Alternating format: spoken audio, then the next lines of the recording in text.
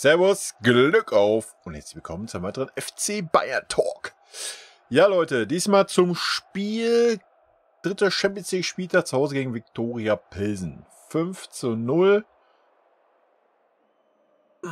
Ich habe absolut nichts zu meckern heute, nichts zu kritisieren. Vielleicht eine klitzekleinigkeit, komme ich später zu, aber ansonsten war es das perfekte Spiel vor Dortmund. Ja, viele Kräfte geschont. Nicht verausgabt, trotzdem souverän runtergespielt. Fairerweise muss man sagen, dass, ja, I don't know. Also Viktoria Pilsen war locker 2, 3 Klassen unter uns. Ja, also das war echt ein Klassenunterschied. Das war ja, da gab gar keine Gegenwehr, gar nichts. Zweikampfverhalten und sowas war gar nicht da. Wie viel Platz wir mittig vorm Strafraum und im Strafraum hatten. Also, dass wir da nur 5 Tore gemacht haben, ist eigentlich schon ein Wunder. Das Abseits-Tor von Musala, was irgendwie 1 Zentimeter abseits angeblich war, ja. Was soll man über diese Dinge noch diskutieren? Macht keinen Sinn. Das Positive an der Sache, die brauchen auf jeden Fall nicht 2,5 Minuten oder 3 Minuten wie in der Bundesliga, sondern die entscheiden das halt in 20 Sekunden. Also da muss man mal ein Kompliment aussprechen. Ja. In der Bundesliga hätte das locker 3 Minuten gedauert, um diese Entscheidung dann zu fällen. Ob sie dann richtig oder falsch ist, sei mal dahingestellt.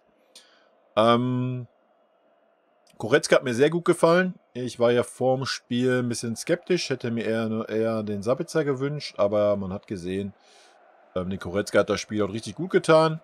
War sehr, sehr auffällig.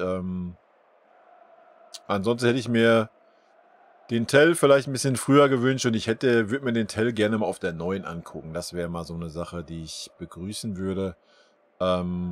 Aber auch da, die Auswechslung kam heute zur richtigen Zeit, schon zur Halbzeit gewechselt, dann zur 60. gewechselt. Alles, was man den Nagelsmann die letzten Spiele vorhalten konnte, hat er heute perfekt umgesetzt. Auch die Qual der Wahl war nicht da, weil zwei Spieler weg waren, plus Hernandez 3 Spieler. Also war schon klar, wie die Wechsel kommen würden. Dass dann Choupo kam, ja, am Ende des Tages gibt es den Nagelsmann recht, er hat sein Tor gemacht, aber ansonsten war der Choupo, ja, das ist das Einzige, was man vielleicht so ein bisschen kritisieren kann. Also, ich weiß nicht. Gut, man sagt Stürmermanier, Neuner, den sieht man nicht, er macht sein Tor. Das hat er gemacht. Ansonsten war er jetzt nicht wirklich super auffällig. Wie gesagt, ich würde mir da mal den Tell wünschen auf der 9, würde ich mal ganz gern sehen, anstatt immer links außen oder rechts außen. Aber das ist auch nur meine persönliche Präferenz. Ansonsten sage ich, ja, gibt es zu dem Spiel absolut nichts zu meckern, nicht zu kritisieren, nicht am Trainer, nicht an irgendeinen Spieler. Alle haben gefightet, sofern man das Fighten nennen konnte. Auf jeden Fall, alle waren in Bewegung. Ja, die Räume waren gut besetzt. Von Anfang an. Gut, so die ersten 10 Minuten haben wir ein bisschen gebraucht, ein bisschen reinzukommen. Oder sagen wir mal die ersten 5 Minuten so. Ja, ist aber auch normal, ne? Also, es gibt nichts zu kritisieren heute. Wir schmeißen mal einen Blick in die Statistiken, würde ich sagen. Ja, Tore 5:0, Torschüsse 21:10, gespielte Pässe 658 zu 271, angekommene Pässe 578 zu 190, Fehlpässe 80 zu 81, ja, wir haben fast 2,5 Mal so viel Pässe und haben trotzdem noch weniger Fehlpässe, ne? Also Passquote 88 zu 70, Ballbesitz 70-30, Zweikampfquote 50-50. Da muss ich fairerweise sagen, das kam mir ein bisschen anders vor. Das habe ich schon klar auf unserer Seite gesehen. Gut, zum Schluss jetzt so die letzte halbe Stunde. Ja, haben wir vorne jetzt nicht mehr viel, haben uns auch festgerannt. So Mané oder die Dribblings haben wir dann vorne verloren. Vielleicht wird das irgendwie als Zweikampf gewertet. Mag sein, aber ansonsten habe ich nicht, also keinen wichtigen Zweikampf, den wir irgendwie nach hinten hin mal verloren hätten gesehen. Foul, Handspiele, 12:9, gefoult worden. Ja gut, Abseits 5:1, Ecken 3:1. Ja, das mal zu den Statistiken. Die einzelnen Spieler brauchen wir uns heute nicht wirklich geben. Ich gehe die mal einmal durch mit euch zusammen, aber ansonsten denke ich. Also ich persönlich habe nichts zu kritisieren. Ich habe ja vor dem Spiel 4:0 getippt mit Musala und Gnabry-Tor. Und Gnabry, ja, er war schon bemüht, war auch einen Tacken besser. Das Tor hat ihm gut getan, mit Sicherheit. Und Vielleicht gibt es den Nagelsmann recht, wenn er noch weiter an ihm festhält. Ich weiß es nicht. Also er war heute ein bisschen verbessert im Gegensatz zu den letzten Spielen. Die letzten Spiele war ja gar nichts, wenn wir ehrlich sind. Schauen wir mal. Es muss auf jeden Fall eine weitere Leistungssteigerung kommen. Aber es war heute auf jeden Fall, ja, in die richtige Richtung, würde ich es mal nennen. So, ich gucke mal gerade hier, ob wir hier irgendwo mal Aufstellungen sehen. Nicht wirklich, Nehmen wir das hier halt. Gut, gehen wir es an. Neuer. Ja, was soll man da sagen? 2 cooler Dinger, die er aufpicken musste. Ansonsten hat er einfach nichts zu tun gehabt. Wirklich gar nichts. Er war ja noch nicht mal im Spielaufbau eingebunden. Wie es sonst in anderen Spielen ist, der Ball kam ja erst gar nicht bis nach ihm. Ganz selten mal, vielleicht 5, 6 Mal im ganzen Spiel. Also will ich eine 3 geben. Mats Rui hat es gut gemacht, fand ich. Will ich auch eine gute 3 geben. Es ist schwierig, irgendwie was hervorzuheben gegen eine Mannschaft, die so passiv und so wenig offensiv gespielt hat, wie Viktoria Pilsen. Also von daher. Upa und Delight, oder Delicht, würde ich auch bei einer guten 3 sehen. Upa hat sehr gut gemacht, hatte 1, 2 Dinger da gegen den Langen nach vorne, gegen Jan Koller den zweiten oder was.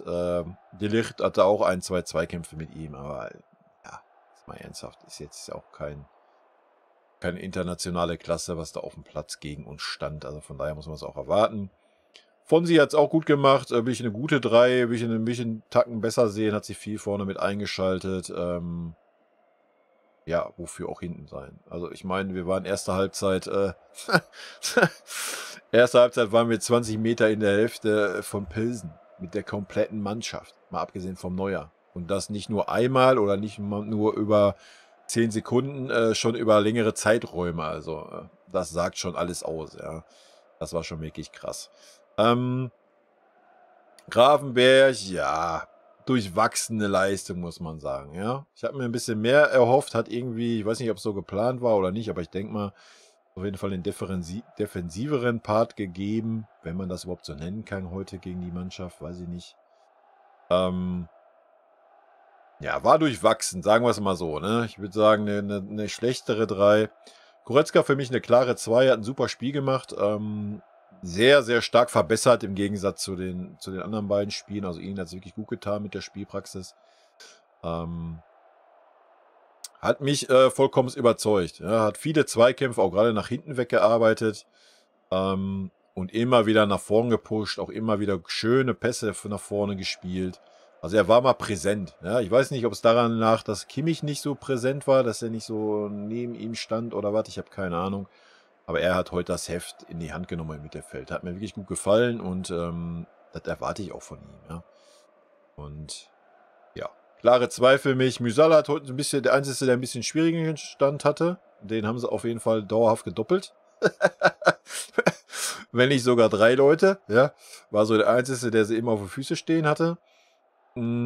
Hat es dafür aber noch recht gut gemacht. Ja, das eine Ding da noch so halb mit vorbereitet. Ja, das Abseitstor war natürlich ein bisschen schade. Würde ich auch eine gute 3 sehen. Sané heute eine ganz klare 2. Hat auch ein Bombenspiel gemacht. Nicht nur wegen seinen Toren. Auch was er nach hinten gearbeitet hat. Ja, da muss man mal hervorheben. Ist immer so, wie es der Ballack auch sagte auf The Zone. Man darf das auch nicht zu sehr hervorheben, weil das sollte eigentlich jeder Offensivspieler auch machen, ja, und sollte eine Selbstverständlichkeit sein, was es beim Sané und auch beim Gnabry nicht wirklich ist. Und das haben sie heute wirklich beide gut gemacht. Auch ein Gnabry hat noch zum Ende mit nach hinten gearbeitet, wenn mal Not am Mann war und er musste mit dem Spieler mit nach hinten gehen. Hat mir sehr gut gefallen, erwarte ich aber auch. Ja, muss man mal ganz klar sagen. Dafür haben wir den Kader, den wir haben. Und wenn die Spieler das nicht machen, müssen sie dann halt auch knallhart ausgewechselt werden. Vielleicht gab es diese Ansagen vom Nagelsmann. Er hat ja ein bisschen was durchblicken lassen, von wegen, so wer seine Position nicht hält, der ist dann im nächsten Spiel raus. Vielleicht hat das ein bisschen was gezündet. Ich weiß es nicht. Ist auf jeden Fall eine richtige Ansage. Aber, weil er ist der Trainer, er ist der Chef und nicht andersrum. Also, Sané heute stark, sehr stark, auch über die ganze Zeit. Nicht so wie sonst, dass er so 20, 30 Minuten gut ist und danach komplett nicht mehr zu sehen ist. Hat immer wieder den Ball gefordert. Auch wenn er dann 3, 4 Mal außen stand, hat sich das angeguckt, hat den Ball nicht gekriegt. Da hat er sich halt fallen lassen. Sehr variabel, sehr gut. Gnabry war, ja, er war erst ein bisschen auffällig, dann war er wieder abgetaucht, dann wieder ein bisschen auffälliger. Aber wie gesagt, auch da hat mit nach hinten gearbeitet, hat sein Tor gemacht vorne. Also von daher würde ich auch sagen, eine gute 3. Mané wurde umso länger das Spiel ging, umso besser. Würde ich heute auch bei einer 2 sehen. Jetzt nicht so gut wie Sané. Sané war nochmal einen Tacken besser. Dann sagen wir Mané mal eine schlechte 2, Sané eine gute 2. Aber auch ihm hat man angemerkt, dass ihm das Tor gut getan hat, auch im letzten Spiel und auch jetzt. Ja, umso länger das Spiel ging, er hat wieder mehr Dribblings versucht, hat sich das zugetraut. Ich sage ja, das perfekte Spiel vor Dortmund. Ja, wir müssen es dann nur noch vergolden jetzt, indem wir dann die Dortmunder Samstag schlagen und dann ist alles gut. Wechsel kann ich nur sagen, jawohl, Herr Nagelsmann, es geht ja. Ich hab ja schon verzweifelt, ich habe gebetet, dass er das irgendwann mal hinkriegt und ja, heute hat das hingekriegt. Kaum zu glauben, aber wahr. Wir haben 2 Wechsel in der Halbzeitpause gehabt. Davis hat eine Pause gekriegt, Stanisic kam rein. Musiala hat eine Pause gekriegt, was ich völlig okay finde. Der ist wichtig für Dortmund. Und Choupo kam rein. Da kann man drüber streiten. Wie gesagt, ich hätte mir eher einen Tell gewünscht anstatt einen Choupo. Das Tor gibt aber den Nagelsmann natürlich recht. Das ist aber einfach auch nur eine persönliche Präfession von mir. Ich würde mir halt einfach mal ein besseres Bild vom Tell machen wollen und auch halt gerne mal auf der 9.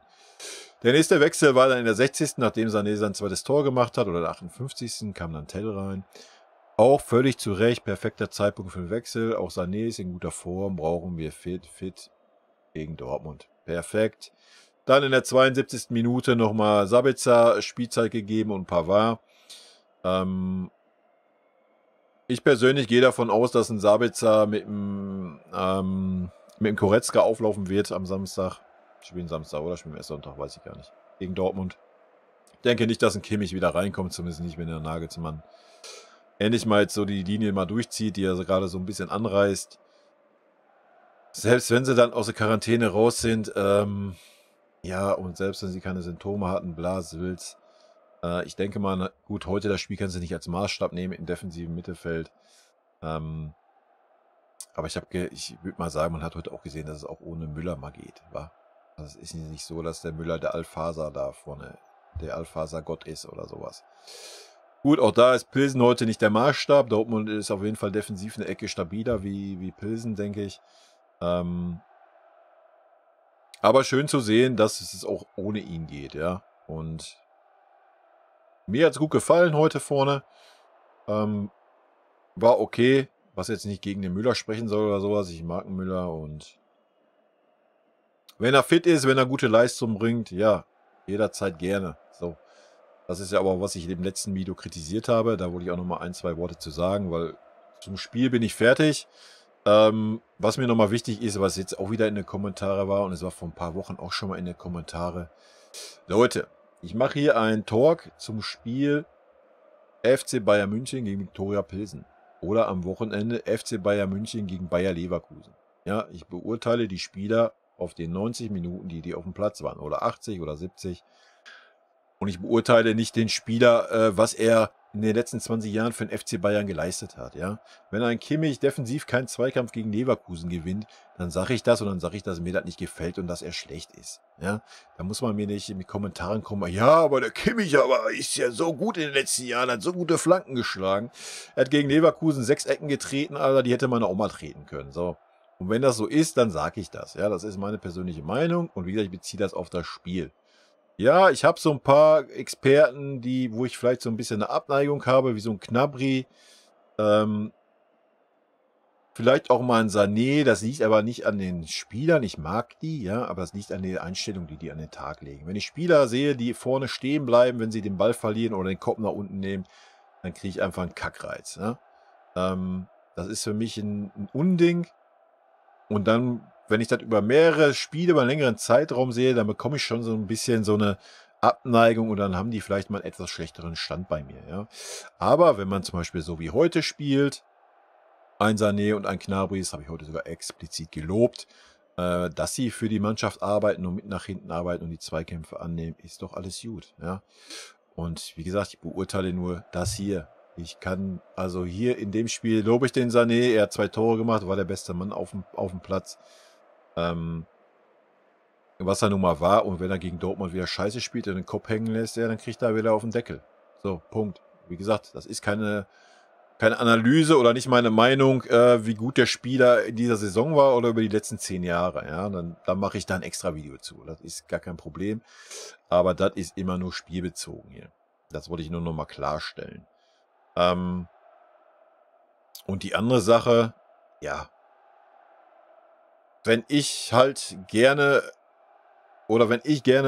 mein Kopf ist drin, wir haben so einen Kader und dann sehe ich einen Nagelsmann, der Spieler aufstellt nach gut Ding, ja, einfach nach Name und nicht nach Leistung. Dann, klar, wie gesagt, auch das Thema war ein bisschen in den Kommentaren, verstehe ich das, ja. Mit dem Goretzka hat ihnen heute ja auch recht gegeben. Goretzka hat heute auf jeden Fall einen riesen Schritt gemacht. Aber wenn ich dann ich meine, der Kimmich hätte heute gespielt, wenn er nicht Corona hätte. Da machen wir uns nichts vor, ja. Und das ist das, was ich kritisiere. Kimmich ist seit Wochen schwach. Ja, klar hat er immer seine Lichtblicke im Spiel, keine Frage, aber was er nach hinten nicht arbeitet, ja, was ein Goretzka da an Löcher stopft und ausbessert, ja, das geht halt nicht auf dieser Position. Ja? Und da gab es noch 2, 3 Experten. Und dann, wenn ich das sehe, dass wir die Leute mit durchziehen und sich dann Nagelsmann auch so wie heute oder wie gestern dann vor dem Spiel in der Pressekonferenz, ein Gnabry hat es auch nicht verdient gehabt zu spielen heute. Ja? Muss man mal ganz klar so sagen. Die letzten Leistungen, die er gezeigt hat, die Chancen, die er gekriegt hat, war unterirdisch schlecht. Ja? Gnabry hat heute sein Tor gemacht, also die Leistung war okay. War aber auch die letzte Chance, ja, und man muss auch mal den Gegner sehen, der heute halt nicht wirklich Gegenwehr geleistet hat.